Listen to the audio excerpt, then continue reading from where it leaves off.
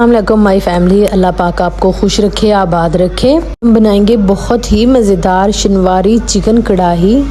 Shinwari chicken کڑاہی وہ واحد chicken recipe ہے جس میں پیاز بالکل بھی نہیں جاتا۔ بہت مزیدار ریسیپی یہ بن کر تیار ہوگی۔ میرے ہسبینڈ کو یہ ریسیپی بہت پسند آئی تھی، تو چلیے ریسیپی کو شروع کرتے ہیں۔ سب سے پہلے بسم اللہ الرحمن الرحیم پڑھ لیتے ہیں۔ کوئی بھی کام کرنے سے پہلے بسم اللہ الرحمن الرحیم لازمی پڑھا کریں، کام اچھا ہوگا۔ فلیم آن کر لیتے ہیں، پیاری سی کھلی سی کڑھائی اس کے اوپر رکھ لیں گے۔ کڑھائی کو گرم ہونے کے لیے چھوڑ دیں گے۔ جب ہماری کڑھائی اچھے طریقے سے گرم ہو جائے گی، اس میں ہم لوگوں نے ½ کپ گھی کا ایڈ کر دینا ہے۔ آپ آئل بھی استعمال کر سکتے ہیں، لیکن گھی میں ٹیسٹ زیادہ اچھا آتا ہے۔ یہ میں گھی استعمال کر رہی ہوں۔ گھی اس میں ڈال دینا ہے ½ کپ۔ گھی کو گرم کرنے کے بعد 1 ٹی اسپون زیرہ ایڈ کر دینا ہے۔ کو 1 منٹ کے لیے کڑکڑا لینا ہے۔ 1 منٹ زیرہ کڑکڑانے کے بعد 1 kg چکن اچھی طرح سے اس کو میں نے واش کر لیا، وہ اس میں ڈال دیں گے۔ اس کو اچھی طرح سے ہم لوگوں نے 8 سے 10 منٹ کے لیے فرائی کر لینا ہے۔ چکن کو پہلے گھی میں فرائی کرنے کا مقصد یہ ہوتا ہے کہ اس کا کلر بہت ہی خوبصورت سا آ جاتا ہے۔ دیکھیں ماشاءاللہ بہت ہی لائٹ سا گولڈن کلر اس کے اوپر آ چکا ہے۔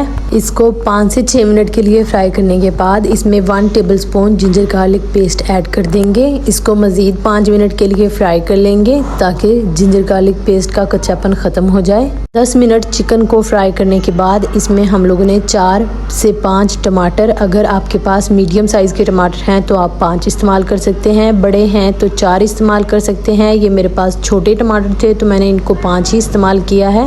ایک ٹماٹر کو درمیان میں سے کٹ لگا کر ایک ٹماٹر کو ہم نے 2 حصوں میں کٹ کر لینا ہے۔ ایسے اس کے اوپر رکھ دیں گے اور جو باقی کا اس کا بچا ہوا ہوگا جوس وہ بھی اس میں ڈال دیں گے۔ اس کے بعد فلیم کو لو کر دینا ہے۔ اس کے اوپر ڈھکن رکھ دیں گے۔ ڈھکن کو ہم نے 10 منٹ کے لیے نہیں چھیڑنا۔ 10 منٹ کے بعد ڈھکن اٹھائیں گے۔ یہ دیکھیں ماشاءاللہ ٹماٹر سافٹ ہو چکے ہیں۔ ٹماٹر کا چھلکا ہم لوگوں نے اس طرح سے کر کے اتار دینا ہے۔ سارے ٹماٹروں کا چھلکا باری باری اتار لیں گے۔ میرے چینل کو سبسکرائب کر کے ویڈیو کو لائک کر دیں اور بیل آئیکن کو بھی دبا دیں تاکہ آنے والی ہر مزیدار ریسیپی آپ تک ٹائم سے پہنچ جائے۔ اور مجھے کامنٹ کر کے ضرور بتایا کریں کہ نیکسٹ ریسیپی کون سی ہونی چاہیے۔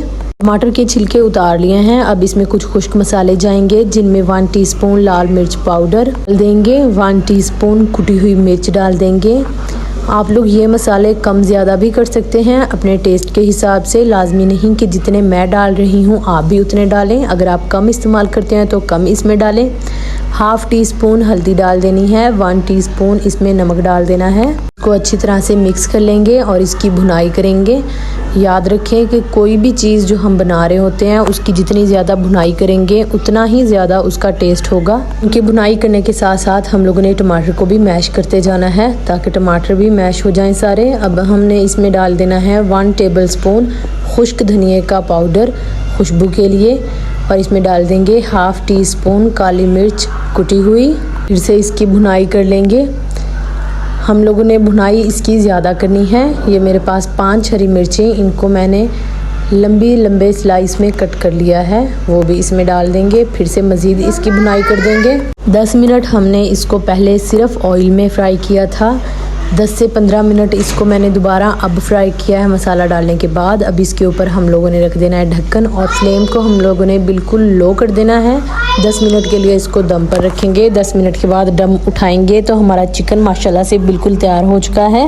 بہت ہی مزیدار ہمارا شنواری چکن کڑاہی بن کر تیار ہو گئی ہے۔ یہ ریسیپی آپ لوگوں کو کیسی لگی مجھے کامنٹس میں ضرور بتائیں اور اس ریسیپی کو ٹرائی ضرور کریں۔ اپنی دعاؤں میں یاد رکھیں، اپنا بہت سارا خیال رکھیں۔ اللہ حافظ۔